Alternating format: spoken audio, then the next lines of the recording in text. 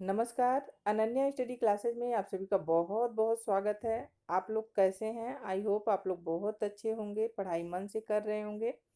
तो आज की क्लास में हम लोग देखेंगे कि बिहारी के बारे में, बिहारी सतसई पर कितनी टीकाएं लिखी गई हैं और किसने लिखा है, और बिहारी के संदर्भ में विशेष तथ्य भी देखने वाले हैं। वीडियो में शुरू से अंत तक जरूर बने रहिए। तो शुरू करते हैं। बिहारी बिहारी जी का जन्म कब होता है? 1595 ईस्वी में गोविंदपुर बसुआ ग्वालियर में होता है। और निधन इनका 1663 में होता है। इनके बिहारी के दोहों के संदर्भ में निम्नलिखित दोहा प्रचलन में है। जन्म ग्वालियर जानिए खंड बुंदेल बाल, आई तरुड़ाई सुखद मथुरा बसे ससुराल। तो उनका जन्म ग्वालियर के बुंदेलखंड में हुआ था और मथुरा में उनकी ससुराल थी। और उनके पिता का क्या नाम था? बिहारी के पिता का नाम केशव राय था। बिहारी निम्बार्क संप्रदाय में दीक्षित थे। बिहारी निम्बार्क संप्रदाय में दीक्षित थे और इनके गुरु का नाम क्या था? नरहरि दास। रामचंद्र शुक्ल ने बिहारी को रसवादी माना है, और जबकि डॉक्टर नगेंद्र ने क्या माना है? ध्वनिवादी माना। ये मोस्ट इंपॉर्टेंट बात हो जाती है कि रामचंद्र शुक्ल जी बिहारी को रसवादी मानते हैं और डॉक्टर नगेंद्र बिहारी जी को ध्वनिवादी मानते हैं। आगे देखते हैं। आश्रयदाता राजा इनके कौन थे? तो बिहारी के आश्रयदाता सबसे पहले राजा तो शाहजहां थे, और 1645 ईस्वी में मिर्जा राजा जयसिंह इनके आश्रयदाता राजा थे। 1645 ईस्वी में मिर्जा राजा जयसिंह इनके आश्रयदाता थे। और बिहारी के संदर्भ में विशेष तथ्य देख लेते हैं। बिहारी के संदर्भ में विशेष तथ्य कौन कौन से हैं? बिहारी रीति सिद्धि व रीति परंपरा के प्रतिनिधि कवि हैं। डॉक्टर नगेंद्र ने बिहारी को रीतिबद्ध परंपरा में स्थान दिया है। बिहारी का काव्य ध्वनि संप्रदाय के निकट है। बिहारी अन्योक्ति अलंकार एवं व्यंजना शब्द शक्ति की दृष्टि से हिंदी के सबसे बड़े कवि हैं। बिहारी का संयोग वर्णन उत्कृष्ट है, किंतु उनका वियोग वर्णन बनावटी है। ये बिहारी के संदर्भ में जो विशेष तथ्य बताए जा रहे हैं बहुत ही मोस्ट इम्पॉर्टेंट है। बिहारी ने ग्रामीण संस्कृत को हेय दृष्टि से देखा। क्वेश्चन बनाया जाता है कि संस्कृत ग्रामीण संस्कृत को हेय दृष्टि से किसने देखा? तो आपका आंसर हो जाएगा बिहारी जी ने ग्रामीण संस्कृत को हेय दृष्टि से देखा था। आगे देखेंगे। मिर्जा राजा जय सिंह ने बिहारी को काली पहाड़ी नामक गांव जागीर के रूप में दी थी। काली पहाड़ी नामक गांव किसने दिया था? जय सिंह ने दिया था बिहारी को। बिहारी के प्रत्येक दोहे पर राजा मिर्जा राजा जय सिंह ने से एक सोने की मुहर इनको मिलती थी। बिहारी जी को राजा जय सिंह से एक सोने की मुहर मिलती थी प्रत्येक दोहे पर। बिहारी ने संजोग वर्णन के लिए राधा को आलंबन रूप में ग्रहण किया है। बिहारी ने संजोग वर्णन में जो श्रृंगार वर्णन किए हैं उसमें राधा को आलंबन के रूप में ग्रहण किए हैं।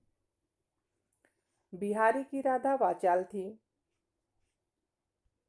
बिहारी की राधा कैसी थी? वाचाल थी। वाचाल मीन्स अधिक बोलने वाली। बिहारी का प्रेम संबंधी दृष्टिकोण यथार्थवादी था। लाला भगवान दीन ने सूर, तुलसी और केशव के बाद इन्हीं को चौथा रत्न माना है। पॉइंट 12 यहाँ पे जो है मोस्ट इम्पॉर्टेंट हो जाएगा। लाला भगवान दीन ने सूर, तुलसी और केशव के बाद हिंदी का चौथा रत्न बिहारी को माना है। आगे देखेंगे।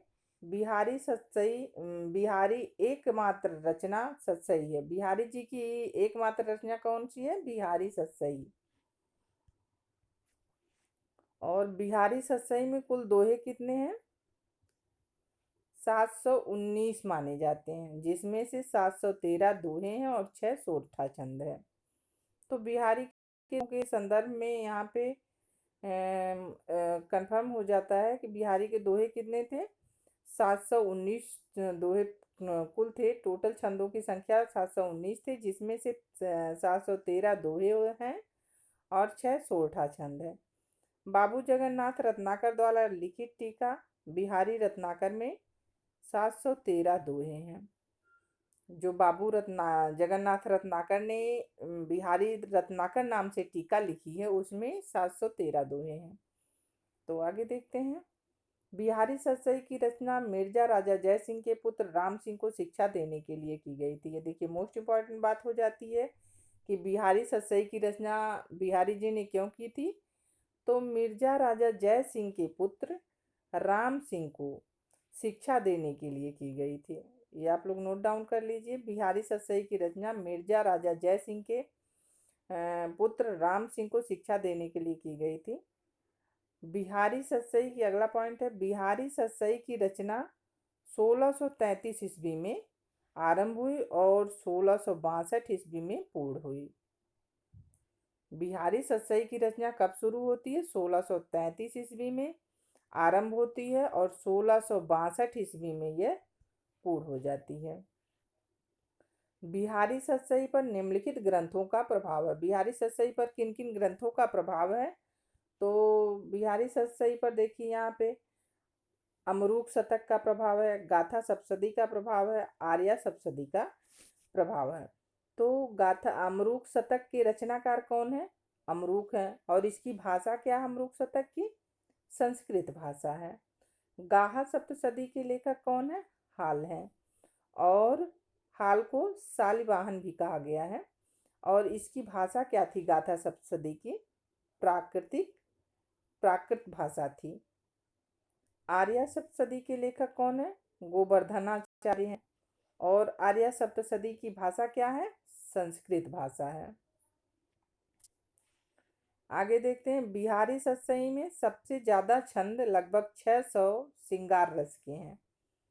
बिहारी सतसई में क्या है? सबसे ज्यादा छंद किस चीज के हैं? श्रृंगार रस के हैं। 600 छंद हैं, श्रृंगार रस से संबंधित है। इसके बाद नीति एवं भक्ति से संबंधित पद हैं। बिहारी सतसई की भाषा क्या है? साहित्यिक ब्रज है।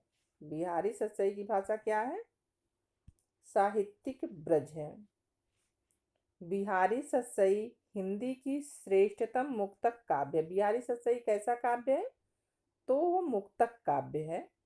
इसमें मंगलाचरण के रूप में सबसे पहले किसकी वंदना की गई है? राधा की वंदना की गई है।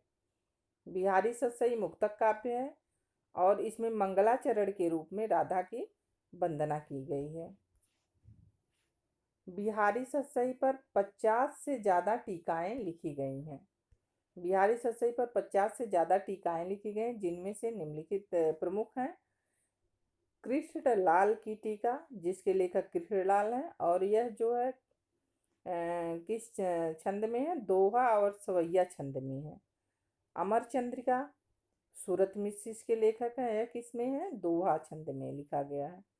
प्रभुदयाल पांडे की टीका प्रभुदयाल ने लिखा है। बिहारी बिहार अंबिका दत्त व्यास ने लिखा, रोला छंद में लिखा है। आगे देखेंगे।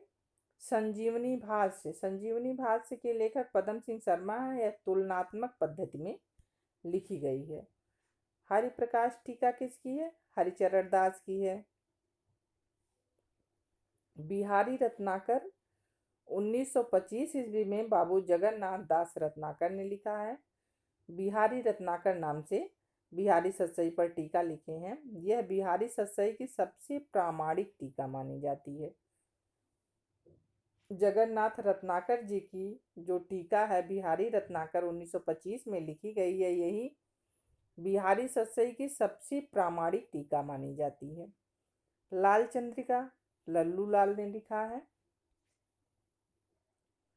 बिहारी सतसई की विभिन्न भाषाओं में अनुवाद किसने कौन कौन से किए हैं बिहारी सतसई की? तो देखेंगे। पंडित रामानंद ने सिंगार सप्तशती नाम से संस्कृत में अनुवाद किया है। किसने किया? पंडित रामानंद ने सिंगार सप्तशती नाम से संस्कृत में अनुवाद किया है। मुंशी देवी प्रसाद प्रीतम ने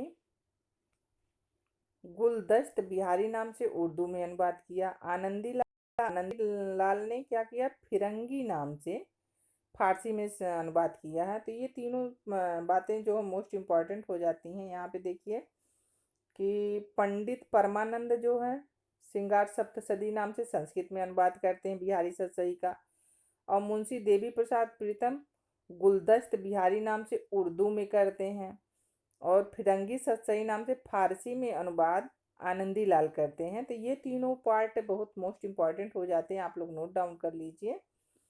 पूछा जा सकता है कि संस्कृत में सिंगार बिहारी सतसई की अनुवाद किसने किया? तो पंडित परमानंद ने किया है।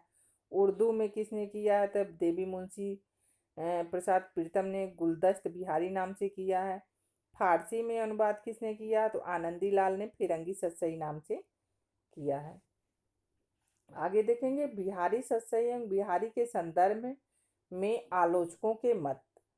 तो यहाँ पे बहुत ही मोस्ट इम्पॉर्टेंट एक दोहा जो बार बार ही पूछा जाता है कि सतसैया के दोहरे ज्यों नाविक के तीर, देखन में छोटे लगे घाव करे गंभीर। यह पंक्तियाँ किसकी हैं? तो यह महावीर प्रसाद द्विवेदी की पंक्तियाँ हैं। करी करी कमाई सतसई भरी स्वाद अनेक, यह बिहारी जी की पंक्तियाँ हैं। और भांति भांति रचना सरस देव गिरा ज्यों व्यास, ज्यों भाषा सब कबिन में विमल बिहारी दास। तो ये पंक्तियां हो जाती हैं बलदेव उपाध्याय की। ऊपर वाली पंक्तियां बलदेव उपाध्याय की हो जाती हैं। नहीं नहीं, ये बलदेव उपाध्याय की नहीं है।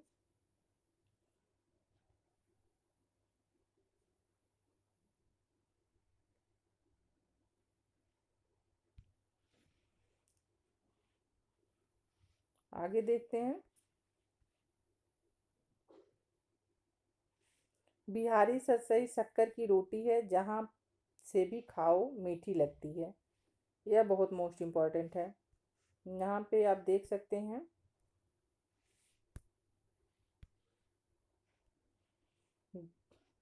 ये पदम सिंह शर्मा की पंक्तियाँ हैं। शक्कर की रोटी। और रीतिकाल के सबसे प्रसिद्ध कवि बिहारी हैं। तो यह किसने कहा था? हजारी प्रसाद द्विवेदी ने कहा था। बिहारी सतसई रसिकों के हृदय का घर है। बिहारी सतसई रसिकों के हृदय का घर है, यह किसने कहा था? हजारी प्रसाद द्विवेदी ने कहा था। आगे देखेंगे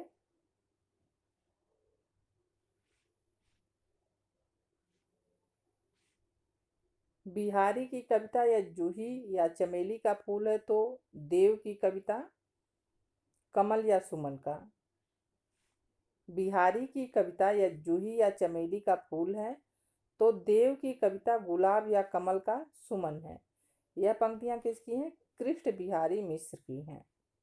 बिहारी मुक्तक साहित्य के बेजोड़ कवि हैं। जो छोटे छोटे कथन होते हैं बहुत ही मोस्ट इम्पॉर्टेंट होते हैं, ये अक्सर परीक्षाओं में पूछे ही जाते हैं।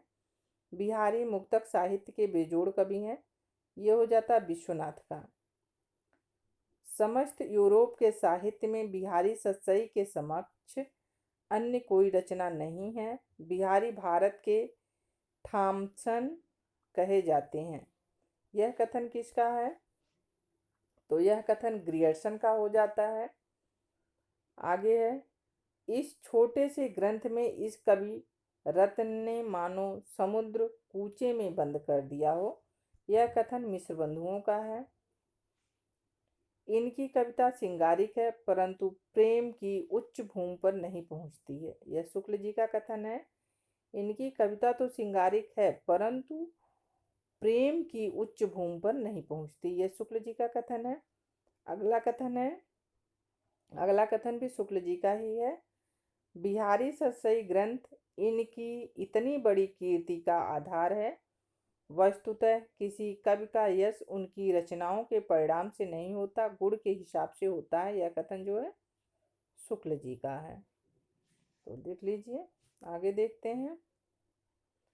मुक्तक कविता में जो गुण होना चाहिए वह बिहारी की कविता में चरमोत्कर्ष पर पहुंच गया है।